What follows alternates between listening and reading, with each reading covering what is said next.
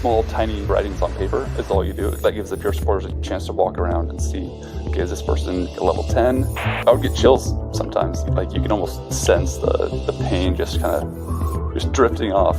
It's showing from research to be just as effective as a clinician-driven EMDR. I looked out to see who was available, who was culturally competent, and I couldn't find it. And so it became my mission, again, to fill the gap myself, but then to continue the mission, which is then identify who else might be out there. This is pretty cool to be able to see these people helping their peers in a really profound way. Welcome to Responder Resilience. I'm David Dashinger. In this episode, we'll be speaking with Dr. Stephanie M. Conn, licensed psychologist, and Craig Deardorff, licensed social worker from First Responder Psychology, about first responder resilience, peer support, and trauma treatment. We invite you to like and subscribe. Our YouTube channel is Responder Resilience. We're on Facebook, Responder Wellness Inc., and Responder TV, bbsradio.com, Apple Podcasts, Spotify, and all the podcast platforms. And go to our website, respondertv.com, for past episodes and guest information. This episode is made possible by Cover, an all-natural military-grade mineral sunscreen lotion. Providing broad-spectrum protection in an SPF 30, Cover blocks 97% of harmful UVA and UVB rays, but is light enough to allow your skin to breathe. First responders often spend long hours in the sun, and prolonged skin exposure is one of the hazards of the job. First responders love Cover because it won't stain clothing, and the 4-ounce bottle fits easily into a backpack or go bag. Go to kovr.respondertv.com to get 15% off all Cover sunscreen products. That's kovr.respondertv.com. We'll be right back to speak with Stephanie and Craig after this. In this family, more of us die by our own hands than by the hazards of the job. In this family, up to a quarter of 911 dispatchers have symptoms of PTSD. In this family, our mental health and wellness are in crisis, while responders are quietly suffering. In this family, many struggle with job-related stress, burnout, trauma, sleep disruption, substance abuse, and marriage problems. In this family, we can help the helpers with vital information and resources, resilient strategies, and success stories of overcoming the obstacles. In this family, no one is alone. Welcome to Responder Resilience with co-hosts retired Lieutenant David Dashinger, Dr. Stacy Raymond, and Bonnie Wimley, LCSW EMTB.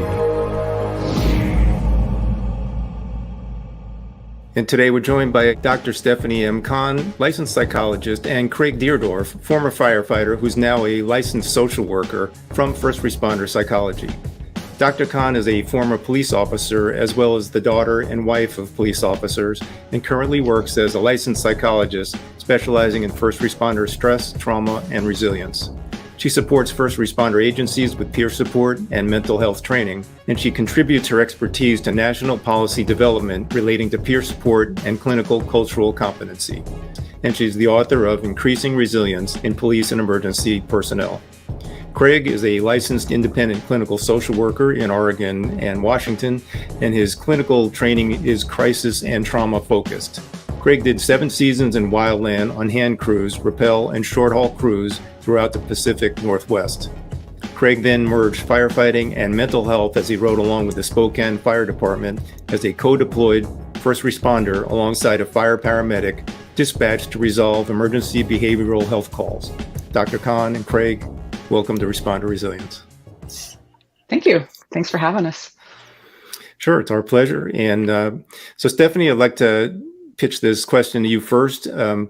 Love to get a little bit of a snapshot of your background and connection to law enforcement and how you made the shift from that into psychology and then training organizations. Yeah, it's a sad story how it started, but turns into a good turnout, if you will. One of my coworkers was killed in the line of duty. And when he was killed in the line of duty, we had a police psychologist who was a great resource to us at a time when we needed a great resource. About a year later, another one of my coworkers was killed in the line of duty, and I was a peer support team member at the time. And we had had a changing of the guard from a police psychologist to a city psychologist who didn't necessarily understand the culture and hadn't spent any time to understand the culture. And so as a peer supporter, I was being asked to meet with people, and people are asking me, hey, can you help me with this issue or that family, problem, or those kinds of things. And I'm like, well, yeah, I'm a peer supporter. That's what I'm here to do. But they actually wanted me to do counseling with them, things I was not qualified to do. So I made the very carefully considered choice. Do I step out of policing, get my counseling degree in return, or do I continue to try to help and look for a clinician outside of this profession? And I opted for stepping out of the profession to get my counseling degree and start working with first responders, with every intention of returning to policing when I was done. But when I hung up my sign and said, here's who I am and what I offer, it was all she wrote. And it's been an incredibly rewarding work ever since. And bless you for doing that, because we need so many more of people who are culturally competent in that line of work. And love to circle back to that cultural competence piece in a little bit.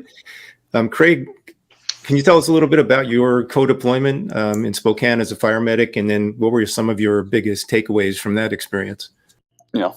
As wisely as anyone else, made a decision to move to Spokane in the fall of 2019, not knowing any idea about what would unfold just a few months later. And so the first few months were pretty casual. We had some fun but challenging events. Spokane's a big mix of kind of the WUI, the wildland urban interface.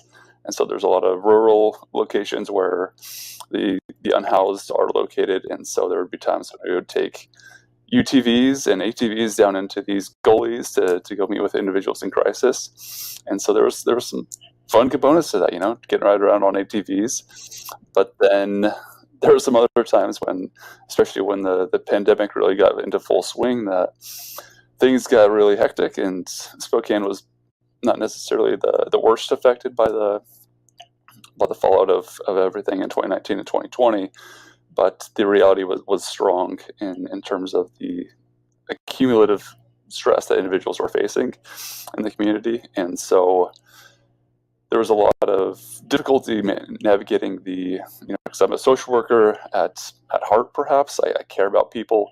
I care about fair treatment of individuals. And when it was being directed to the EMTs and the firefighters, the racial attacks, the verbal assaults for no apparent reason, seemingly, at times, that was really hard to sit back and just bite our tongue to not engage with those individuals when we would just be driving past them on the street, for instance. And right. So, and were you were you like an observer, or you were actually participating in delivering mental health on scene, or finding resources, or what was the deployment like? The idea was it was a grant through the Providence Hospital Networks to mitigate the need for emergency department visits for the individuals going through a mental health crisis. And so the idea was, when individuals call 911 for a mental health crisis, the idea would be, why go to a medical hospital? Why not go to a psychiatric facility? And so that was our main objective, was to connect people with the proper resources, the most in line with what they're asking for. And so a lot of times it was a suicide type call. And so getting them directly into an ER wasn't necessarily the most appropriate. And so what we would do is try to facilitate direct referral into voluntary mental health facilities. And I wanted to talk a little bit about peer support and CISM, and our favorite theme, which is resilience. How do those two things, peer support and CISM, help with building and restoring resilience? Yeah, I think peer support has to come first, because critical incident stress management, just even by its name, is based upon a critical incident. And so anybody walking into a situation that is a critical incident brings with them the presence or absence of their own resilience at that point. So if peer support is provided first, where those relationships are there, that support around having healthy practices, whether it's health practices, nutrition, exercise, sleep, relationship, building or effective communications, like if peer supporters are really good at providing that kind of guidance and support along the way, when someone's involved in a critical incident, they're going to have much better resources to deal with the critical incident. They're going to look to the family members or their social network, and they're going to be stronger and better able to help them move through it than if they were already kind of cracked and wobbly and their eating habits and sleeping habits were already crap. That's not the time to be building those kinds of skills. And so peer support has the very unique ability to build a person's resilience along the way, either by their own modeling of good behaviors, good health behaviors, resilient practices, and things like that, through proactive training and support and those kinds of things. I think it's an incredible opportunity and responsibility, for that matter. Come on. Check it. Come on, let's go.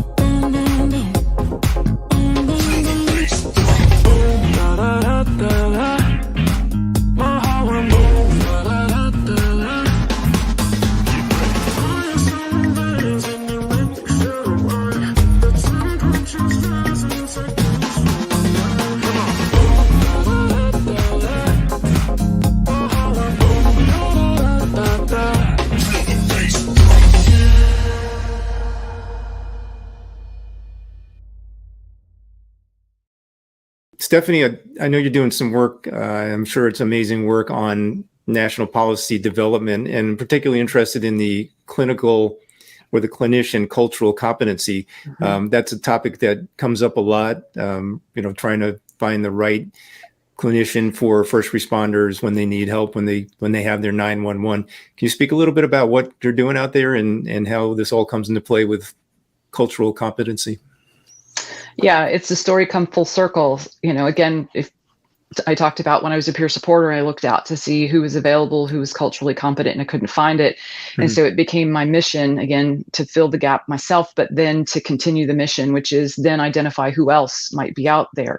And so I partnered with the Fraternal Order of Police at the national level, the wellness director, and she's a former police officer and a clinician. And we partnered a few years ago and said, let's create this criteria that we can vet. They had already, the FOP wellness program had already been vetting treatment centers and visiting treatment centers and interviewing people to make sure they were offering what they said they were offering and that they were culturally competent, but they hadn't gotten to the clinician element. So I helped them to develop, myself and Dr. David Black of Cortico, or now Lexipol, I guess, created that criteria. And so then the DOJ, the Department of Justice, and COPS endorsed it and have published that. So that criteria is actually available online through the DOJ for how to vet a cultural competency in a clinician. So not only did we create that criteria, but then they started creating that database. And so it's been slowly building over the last year. It's called the Approved Provider Bulletin. So you don't have to be an FOP member. You can be a firefighter, EMS dispatcher. But if you go to the FOP website and look for Approved Provider Bulletin, it will show you the clinicians that have been vetted across the nation. It's an emaciated list at this point because people have to apply and then go through a very rigorous vetting process because we don't want just anyone on the list. But that's what is happening. And then the next line is now we go around and, we talked about it at a recent conference in Baltimore for the ICISF, which is the International Critical Incident Stress Foundation.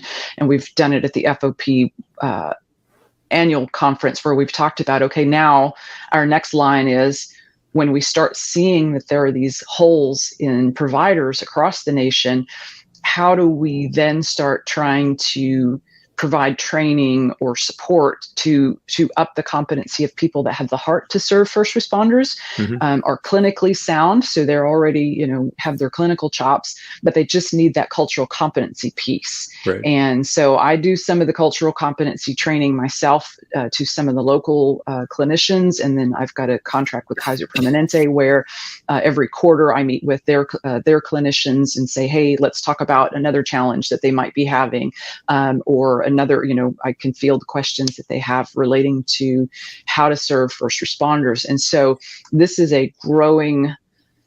there's a growing demand for this, where people are like, I want to help them.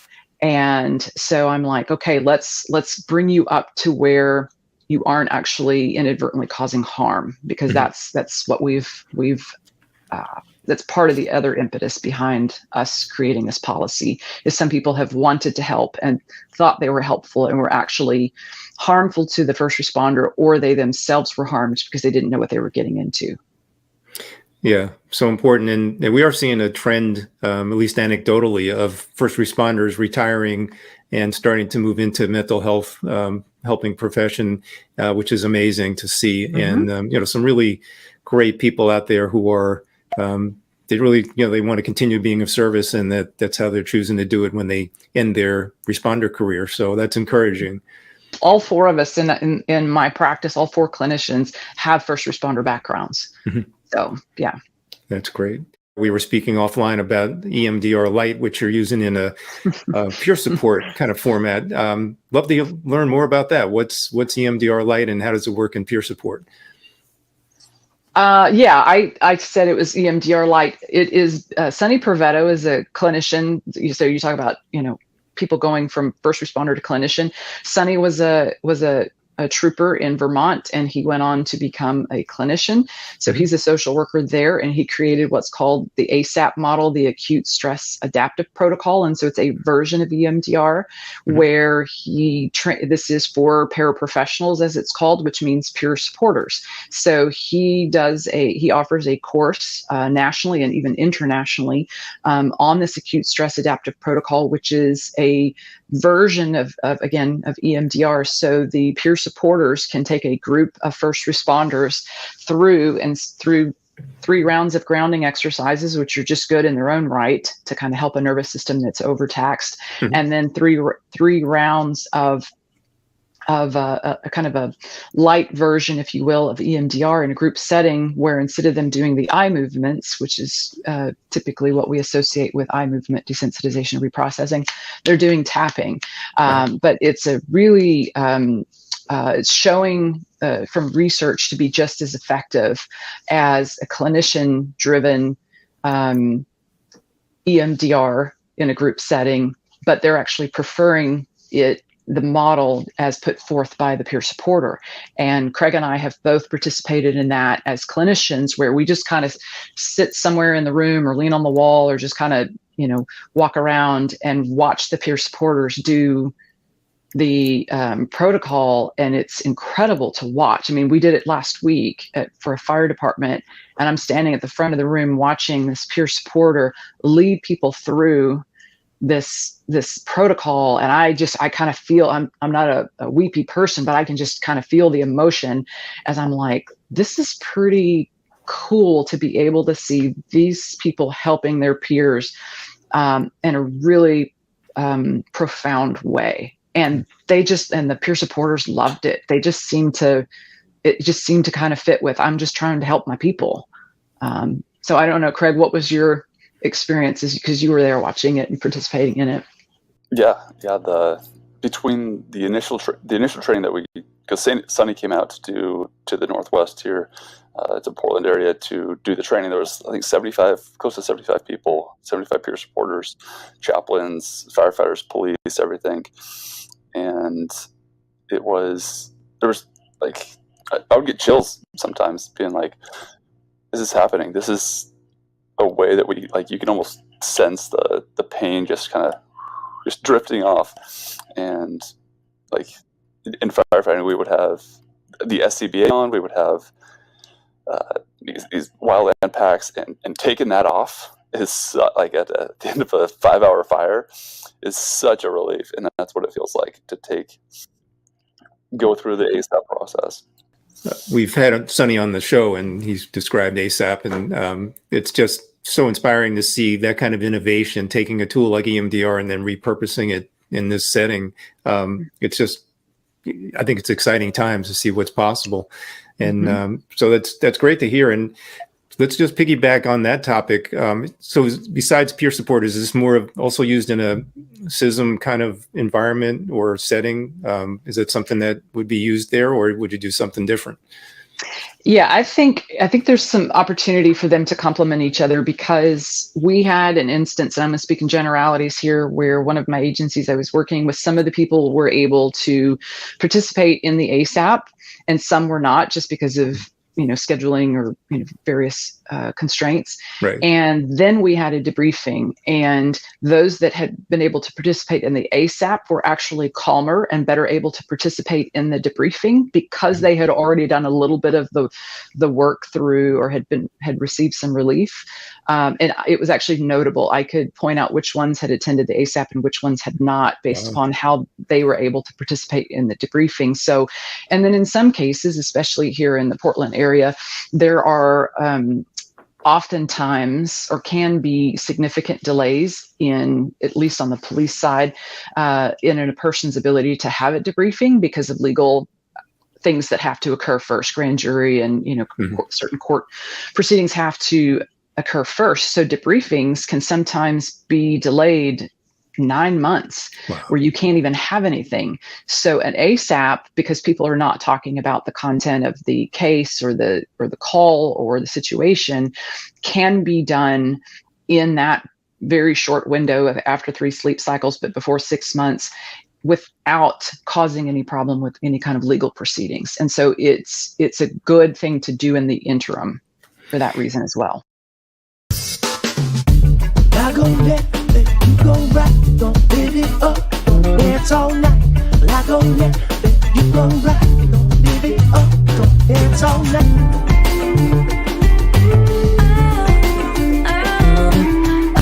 I go left, you go right, live it up, dance all night, 'cause you can want anybody.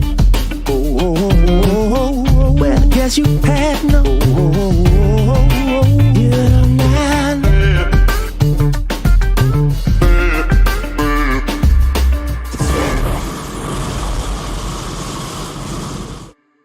Could you elaborate a little more about, so if they're not talking about the particular incident or case, like when they're doing this protocol, what are they actually saying or talking about or going through in general terms? They're not talking at all. It's perfect for the first responder world. There's no talking during the process. There's a presenter up at the front that speaks, and it's lined out in a classroom type setting where the participants are facing the front, and so you just see the back of each other's heads. And there's a sheet of paper that you have to it's like almost like a Monopoly board that you just draw numbers on it, and maybe a couple other indications of. I think there's a Google image search that you do of what you're kind of experiencing, and just a short word or two. So small, tiny writings on paper is all you do, because that gives the peer supporters a chance to walk around and see, okay, is this person like a level 10 in what they're experiencing, or are they down 5 or 6 where it's manageable? And that's something that we're not in 7th grade math class. Nobody's looking at each other's papers anymore, and so it's confidential and it's private enough. But yeah, there's no speaking from the individuals doing the actual experiencing the ASAP. Yeah, they're just paying attention to their own thoughts. So they just say, "Hey, notice what came up. Take a deep breath in, let it go. Take a mindful pause. Notice what came up, and go with that." So you can have 10 people in the room, and the 10 people can actually be working on the same thing, or the 10 people can be working on 10 different things. One person's working on this call, one person's working on this personal life tragedy, one person's working on this other situation in their life, and nobody knows what anybody else is working on or thinking about or level of disturbance, because, as Craig said, no one's looking at each other. You can't really look at each other's paper. It's too small, and you can't see anybody else, what they're, oh gosh, they're blowing snot bubbles or they're crying. No, because you're looking at the back of their head. And so it's really well set up by Sonny. Wow, that's great. I was never aware of the details of that, but speaking in terms of critical incidents and debriefings, but particularly like just after a critical incident, what are some of the things that should be done or not be done at that moment, just right after a critical incident? I'm writing up the protocol for a few agencies, but we tell people you've got about a 5-6 hour window where the memory is going to be consolidated, which is a fancy way of saying being stored in the brain. Mm-hmm. So in that 5-6 hour window is the window of plasticity. You have some ability to change some things. So research shows playing Tetris will reduce the chances, for 10 minutes, will reduce the chances of flashbacks or nightmares by about 50%, because the brain is the visuospatial component of the brain is moving blocks in spaces, or if you're playing Candy Crush or Bejeweled, something else. And because it's busy doing that, because you've put it on that task, it can't be storing the yucky image you just saw in a way that will pop back up as an intrusive image or return as a nightmare. 50% less, it's not completely gone.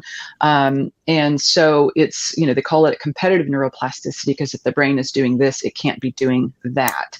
And so what they found, though, when they repeated the study, is that people whose 5-6 hour window had already passed, if they had them, and these were combat veterans, if they had them go back and say, okay, I'm going to recall the memory of my yucky event, and I write it down, and then I read what I wrote, they've now recalled the memory, and they've restarted that 5-6 hour window where they can start to manipulate. Then they play Tetris, and it reduces the chances of them continuing to have nightmares or flashbacks, because the brain has changed the way it was restored or reconsolidated in the brain. So there's those things. There's other things, like we tell them complete the fight-flight cycle. If a person got stuck behind a tree in a shooting and they couldn't move because they were using it as cover, or someone gets stuck in a house or something like that in a fire, and so they can't actually move through things, that oftentimes they're filled with the adrenaline without the ability to discharge it. So we tell them, get on a treadmill for 10 or 15 minutes, walk at a nice pace, move some of that energy out of you, drink a lot of water, play Tetris, not at the same time you're walking on the treadmill. That's bad. It's really bad. And then we have, in a few of our, and Craig, you're writing up the policies for this, we have alpha stimulators that we provide, or that we get, that the agencies provide, that they just clip onto your earlobes, and they promote alpha brain waves, which are these relaxation brain waves that are one click below the beta brain waves that we're all in when we're awake and alert. And so it's not going to make people tired, but it's going to help them to bring a nervous system that's keyed up. It's going to help it to come down. And so Craig's, like I said, writing the policy for that for a couple of our agencies. So, Craig, what kinds of things are included in these policies that you're writing? Well, we're in the early stages of it, but we're trying to look at, like, when can we use these? The alpha stimulator is technically a medical device, so there does have to be a degree of supervision over them, and there's a lot of benefits, and the side effects are technically exist, which is nausea and some headache, but that's only usually if you have you heard much about them, David? Simulators. It's come across a few times. I haven't looked into them too deeply, but I'm aware of them for sure. Okay.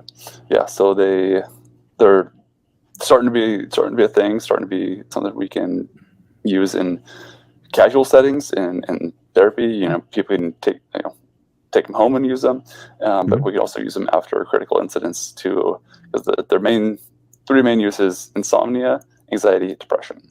Those three things. And there's another alpha stimulator that exists that also helps treat pain, like physical pain, injuries, that sort of thing. But we're focusing on the mental health component side of anxiety, insomnia, depression. And so we're looking at basically those 3 time frames. Immediately after the incident, maybe in a slightly disorganized moment with a counseling session, or even during trainings, that sort of thing. But also when you're at home, when you're relaxing, when you're trying to just be yourself, trying to just be authentically existing with your family. And the alpha stimulators are something you can use for 20 minutes to 60 minutes. That's, you just clip them on. You can watch TV at the same time. You can just lay on the ground. There's not a lot of anything going on. Fantastic. It's another amazing tool in the toolbox. Then something I don't have a lot of experience with, and I'm curious about, Craig, is wildland firefighting and some of the unique mental health challenges that go along with that are different than responding on an urban environment or, doing, traditional firefighting. Yeah. So it's funny because you can talk to a city firefighter and a wildland firefighter, and they'll both tell each other that their job is worse. That each other's job is worse. The city firefighter will say, "No way, I can't do that." But the wildland fire is often the same thing. It's like, "No, wait a minute, I cannot do city fire. That's impossible." Yeah. And so there's a lot of challenges in any other job. But the wildland side, they're going to be, they have typically seasons. Most are seasonal firefighters, which means from roughly, depending on the program, either May or June, they start, and then by late September, they're done. And they're unemployed for the next 6 to 7 months. Yeah. And so that huge shift and that summer is supposed to be busy. And lately, unfortunately, it's been very, very busy with the intensity fires. So they deal with a lot of that stop and go mentality. So they go all summer long, and then nothing. Their job ends. The government says, "Go home, you're furloughed," and that's it. And so then they have to figure out what to do for the next 7 months. And that 7 months can be very long. The money runs out. The health insurance benefits run out. They're usually covered with certain benefits during the season. And a lot of times those expire once they're laid off for the season. Wildland fire also involves a significant amount of travel into rural, deep woods, no cell phone service type areas. And in the world of communication that we live in today, that makes relationships a lot more difficult. And being able to have a fight with your partner and then talk about it the next day is not a thing. You wind up in, some very, very mountainous regions with, not even the best cell service can get there. And so that poses a big challenge, is just being able to communicate back home. Even when things are fine, it's hard to communicate. Yeah. And so that's a big challenge that they face as well. It's like being deployed on a submarine, right? It's like radio silence until you're able to surface again. This episode is made possible by Cover, an all-natural military-grade mineral sunscreen lotion. Providing broad-spectrum protection in an SPF 30, Cover blocks 97% of harmful UVA and UVB rays, but is light enough to allow your skin to breathe.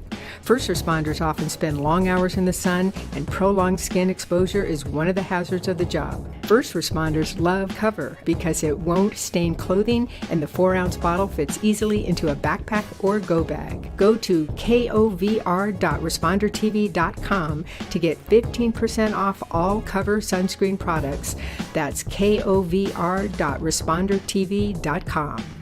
Taking a look at your website, Stephanie, and I came across a page that had what I thought were really helpful downloads in a number of different topics. One of them was a personal resilience plan, and then one called mental preparation for retirement, which I think is an area that needs so much support. So I really thought that was just incredible that you make those resources available. Do you want to tell us a little bit about those, how people can find them? Yeah, I mean, you found them at my website, which is firstresponderpsychology.com. And then you just go to, I think, the resilience tab. And what those are is I wrote a mental health column for a police magazine for about 3.5 years. So every month I would write, here's like a 1-pager on this topic or that topic. And so I just had 3.5 years, I had 40 something articles, right? So I just started putting as many as I could on that I thought were most important on that particular page. And then I teach resilience courses around the nation. And so the personal resilience plan and the annual check-in are two things that I give people when they take my resilience course, so that they can create a personal resilience plan where they assess, how am I doing? What can I improve upon? What do I need to do more of, less of?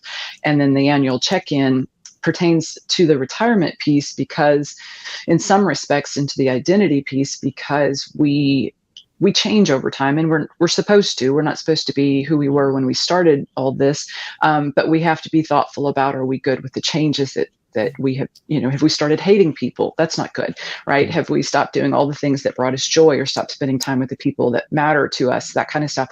So it's really a check-in with yourself, but asking your family member to do it with you, to give you that feedback that they might be hesitant to give you, or if you don't ask for it. And so I've watched that happen over the years, where someone's like, well, I asked my significant other if I'd changed since I got into this line of work, and I was surprised at what they told me. And when I asked them, well, why didn't you tell me before? They said, well, either I thought you knew, or I didn't want to kick you when you were down, or those kinds of things. So it sometimes opens up really needed conversations between people, so that people can make, first responders in particular, can make course corrections before they get to retirement and realize their health has been neglected, their relationship's been neglected, or get to that critical incident.